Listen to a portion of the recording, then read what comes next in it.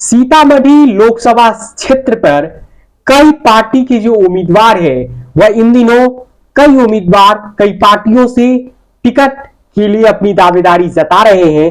वैसे एनडीए और महागठबंधन यानी इंडिया अलायंस और एनडीए अलायंस के कुछ संभावित उम्मीदवार अब दिखने लगे हैं जिनकी गतिविधियां सीतामढ़ी लोकसभा सीट को लेकर है। वैसे आपको बता दें कि सीतामढ़ी लोकसभा सीट पर फिलहाल जेडीयू का कब्जा है और यहां से जेडीयू के सुनील कुमार पिंटू सांसद है। हालांकि सुनील कुमार पिंटू मूलतः जेडीयू के नहीं है, वह 2019 लोकसभा चुनाव से एन मौके पहले वह जेडीयू में लाए गए थे बीजेपी से। जेडीयू ने 2019 में सीट से डॉक्टर वरुण को टिकट दिया था। हालांकि उन्होंने निजी असमर्थता जताई थी चुनाव लड़ने में और इसके बाद सुनील कुमार पिंटू लाए गए थे और हार के दिनों में सुनील कुमार पिंटू का वह बयान तो सबने सुना जिसमें सुनील कुमार पिंटू जेडीयू नेतृत्व पर इशारों में सवाल उठा रहे थे, जिस पर मुख्य प्रवक्ता जेडीयू के नीरज कुमार ने पलटवार भी किया और कहा कि वह बोरो प्लेयर है, भाजपा के ओरिजिनल प्लेयर नहीं है। खैर, सीतामढ़ी लोकसभा सीट पर एनडीए के जो संभावित उम्मीदवार हो सकते हैं, पहला सुनील कुमार पिंटू। इस बात की करीब करीब संभावना है या पुरजोर संभावना है कि सुनील कुमार पिंटू पाला बदल सकते हैं, वे जेडीयू छोड़ सकते हैं। तो इस बात की संभावना है कि वह जेडीयू छोड़कर बीजेपी का दामन थाम ले और शायद बीजेपी उन्हें फिर से चुनाव लड़ा दे। वैसे दूसरा नाम डॉक्टर श्वेता का कल से अचानक आने लगा। जब वह सम्राट चौधरी के साथ बीजेपी में शामिल हुई तब से इस बात के कयास लगने लगे कि क्या डॉक्टर श्वेता को सीतामढ़ी लोकसभा सीट से बीजेपी उतार सकती है।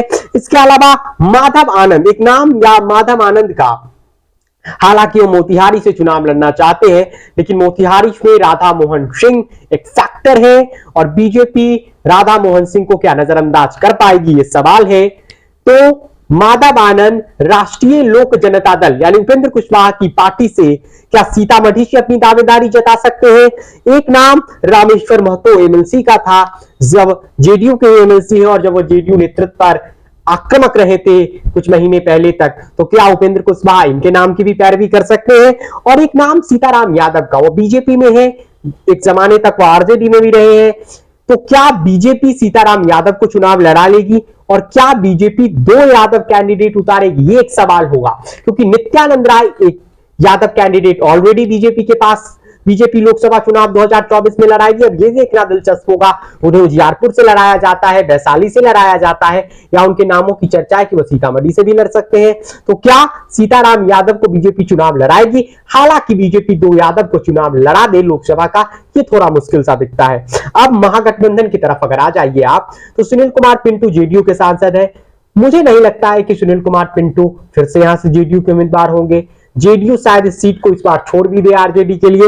आरजेडी से अर्जुन राय सबसे प्रभुत्वशाली कैंडिडेट है जिन्हें आरजेडी अपना उम्मीदवार बना सकती है, रेस के सबसे आगे हैं। इसके अलावा सुनील कुमार पिंटू के नाम पहले से ही तय नहीं माने जा रहे हैं जेडीयू में, तो जेडीयू इस सीट छोड़ भी सकती है।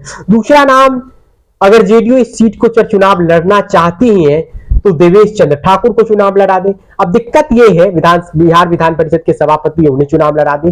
दिक्कत यह है कि क्या जेडीयू 15 या 16 सीटों पर चुनाव लड़ेगी, अधिकतम 17 सीटों पर, तो क्या वो 2 ब्राह्मण कैंडिडेट उतारेगी, ये भी सवाल होगा, क्योंकि संजय कुमार झा के नामों की चर्चा बहुत तेज है कि संजय कुमार झा दरभंगा से लड़ लेंगे। तीसरा नाम अबू दोजाना का है कि क्या उन्हें आरजेडी उम्मीदवार बनाएगी, और रितु जायसवाल के नामों की भी चर्चा है जो राजद की महिला विंग की अध्यक्ष है। 2020 में वो परिहार विधानसभा सीट से चुनाव भी लड़ती है और रितु जायसवाल एक सफल मुखिया के रूप में, एक लोकप्रिय मुखिया के रूप में और सोशल मीडिया पर या देश में अपनी एक छवि बनाई है अपनी लोकप्रियता की वजह से, अपने कामों की वजह से। रितु जायसवाल ने, वो आरजेडी की महिला विंग की अध्यक्ष भी है, क्या उन्हें आरजेडी उम्मीदवार बना सकती है। जैसे मध्यपुरा में गौतम कृष्णा के नामों को लेकर आरजेडी नेतृत्व काफी गंभीरता से विचार कर रहा है कि क्या इन्हें चुनाव लड़ाया जाए। तो ऐसे में क्या सीतामढ़ी में आरजेडी अगर चुनाव लड़ती है तो अर्जुन राय और रितु जायसवाल सबसे आगे माने जा रहे हैं इस सीट से। वहीं अगर जेडीयू ही चुनाव लड़ती है तो शायद वह देवेश चंद्र ठाकुर पर दांव खेल ले।